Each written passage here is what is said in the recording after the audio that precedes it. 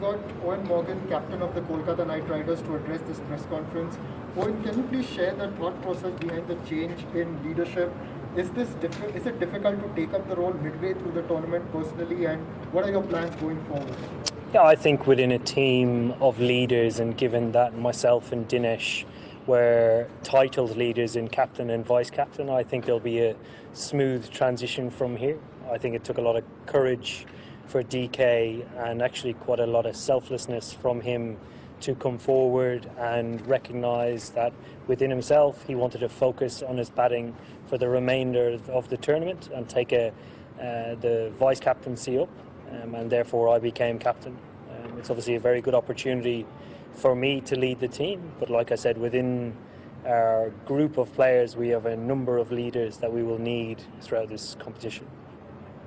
The top order didn't quite apply themselves well today. What in your view was the challenge? I think that's putting it very politely. With the bat early on, I thought we made a few mistakes. I thought Mumbai Indians bowled really well and proved exactly why they have been one of the form teams in the tournament so far.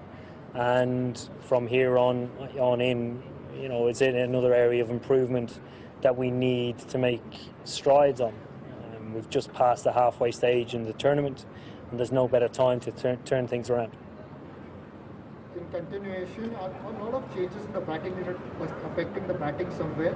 And also, how difficult was it to bat in the first innings? I think given the strength and depth that we have in our batting lineup and the different skill levels and skill sets that we have to be as adaptable as possible going forward with playing against different oppositions. There are different matchups that we feel we can make the most of our batting lineup, hence the continued change in the order. Pat Cummins is someone who's mainly looked at as a bowler, but he contributed very well with the bat, played a knock when it really mattered.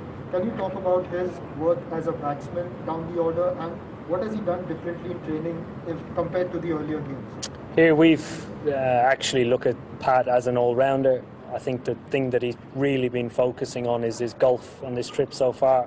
It's made a huge difference in his batting and the striking of a ball. He's been hitting a golf ball really well. Even in Sunil Narayan's absence, Kuldeep Yadav isn't getting any games. Do we get to see him in the remaining matches? I think given the circumstances that dictate where the spinners turn the ball, or potentially in a day game, I think the evidence showed tonight that the ball didn't turn a great deal, so hence there wasn't an opportunity for KT.